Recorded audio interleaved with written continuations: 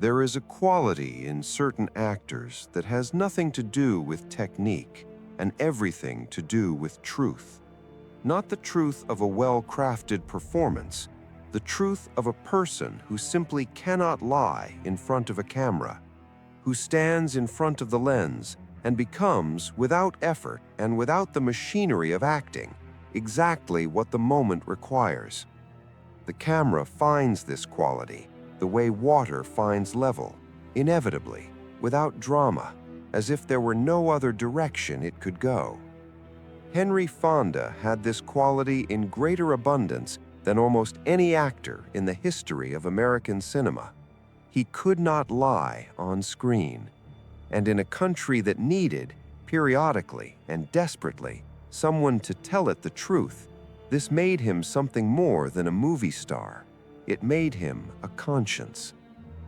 Henry James Fonda was born on May 16, 1905, in Grand Island, Nebraska, the son of a printer who moved the family to Omaha when Henry was young.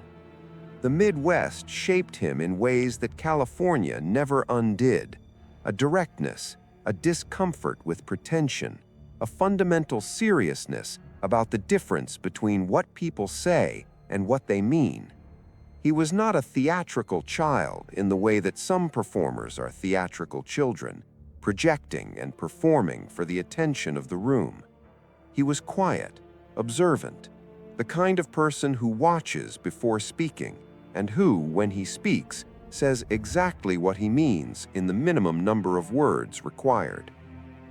He discovered acting almost by accident at the Omaha Community Playhouse, where a friend dragged him to auditions, and where he discovered, to his own surprise, that the stage was a place where his particular quality, that steady, unadorned truth, was not a social liability, but the most valuable thing in the room. He was 20 years old.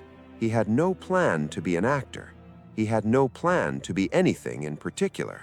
But the stage had found him, and the finding was mutual, and the direction was set. He worked his way through the theater circuit, summer stock, regional theater, Broadway, with the patience of someone who understands that the work is the point, and the recognition will come when it comes. He arrived in Hollywood in the mid-1930s with a stage reputation and a face that the camera found immediately interesting, angular, honest, incapable of concealment. The face of a man who has thought carefully about what he believes and is not going to pretend otherwise. The studios recognized what they had, more or less, though what they had was not entirely what they were used to. He was not glamorous in the manufactured sense. He was not the broad-shouldered romantic hero. He was something more specific and more durable, the American everyman at his most genuinely American. The person who believes in the things the country tells itself it believes in, and who, by believing in them with complete sincerity, makes the gap between the ideal and the reality impossible to ignore.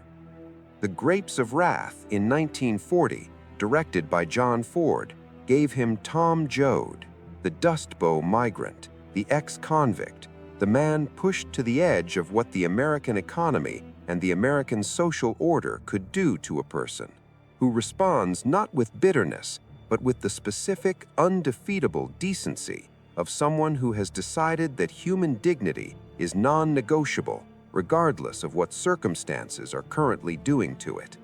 It was the performance of a man who believed what he was saying, and the believing was not preparation or technique. It was simply who Henry Fonda was. He was nominated for the Academy Award. He did not win. He would not win for 41 more years. The career that followed The Grapes of Wrath is the career of a man who consistently chose the right material and consistently brought more to it than the material required.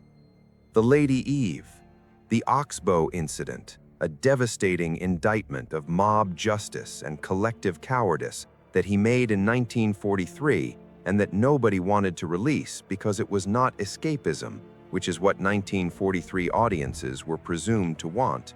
and which is probably the most important American film of its decade, precisely because it refused to be escapism. He served in the Navy during the Second World War, genuinely, not symbolically, insisting on real service rather than the entertainment and Bond tour work that the studio was prepared to arrange for him. He served in the Pacific Theater, rose to the rank of lieutenant commander, and received the Bronze Star. He was 38 when he enlisted. He came back changed in ways he did not discuss, and that his children, watching him from a distance, that he maintained with the consistency of a man who did not know how to close it, understood as the aftermath of having seen things that the image of the steady American everyman was not equipped to contain. The post-war years produced films of continuous quality, and then, in 1957, the film that may be the purest expression of everything Henry Fonda was in front of a camera. 12 Angry Men, directed by Sidney Lumet, placed him in a jury room with 11 other men who have decided, quickly and without much examination, that the defendant is guilty. Fonda's Juror Number 8 is the one who is not sure, who asks for a second look, who insists on the conversation that everyone else finds inconvenient, who holds the room to the standard that justice requires rather than the standard that convenience allows. He does not shout, he does not argue.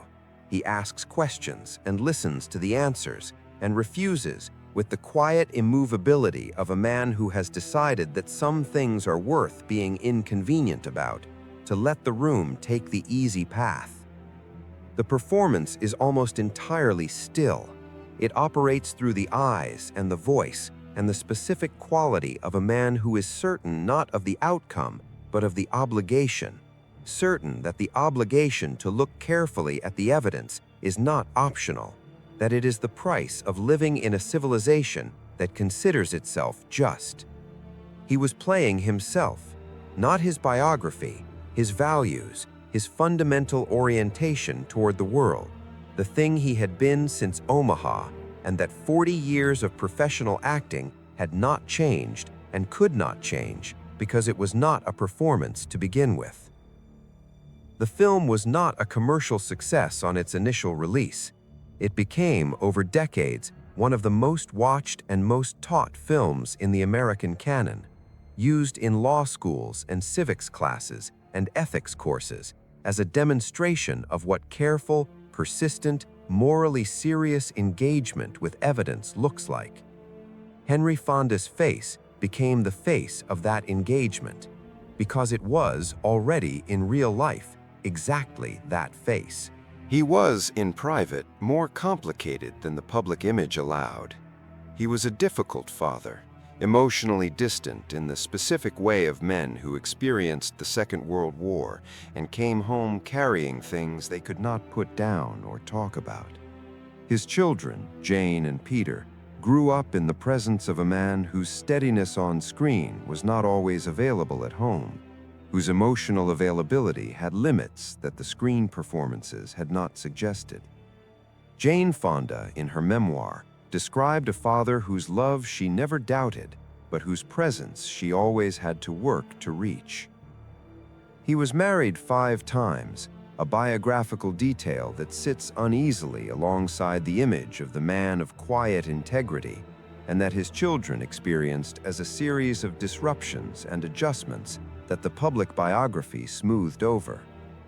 He was human, in other words, in the ways that humans are human when the cameras are off, inconsistent, limited, shaped by the same wounds and silences that shape everyone, unable to be in private the complete version of himself that the screen work had suggested. But the screen work was not a lie. It was a truth, the truth of what he aspired to, what he believed in, what he would have been if the interior work had matched the exterior conviction.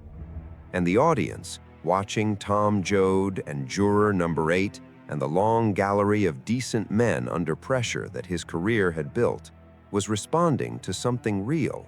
The aspiration was real. The belief was real. The face that could not lie was telling the truth about what he valued, even when the life had not always managed to live up to the valuing. He won the Academy Award for Best Actor in 1981, 41 years after The Grapes of Wrath, for On Golden Pond, playing a difficult, aging man making a late peace with his daughter and his own mortality. The role required him to be difficult and flawed and ultimately redeemable, which was closer to the full truth of him than most of his roles had been. He was 76 years old. He was gravely ill. He could not attend the ceremony and received the award at home. Jane accepted it on his behalf. The two of them had made On Golden Pond together, the difficult father and the daughter who had spent decades working to reach him, and the making of it had been, by both their accounts, the closest they had come to the relationship that the public had always assumed they had. The film was their peace offering to each other, made public in the specific way that film makes things public. He died 2 months after the ceremony, on August 12, 1981, at his home in Los Angeles. He had been, across a career of 50 years and a life of 76, the conscience of American cinema, the steady gaze that the country returned to when it needed to be reminded of what it had said it believed. He never shouted, he never needed to. The truth, when it is really the truth, does not require volume. It requires only the face of a man who cannot lie, and the patience to let that face do its work.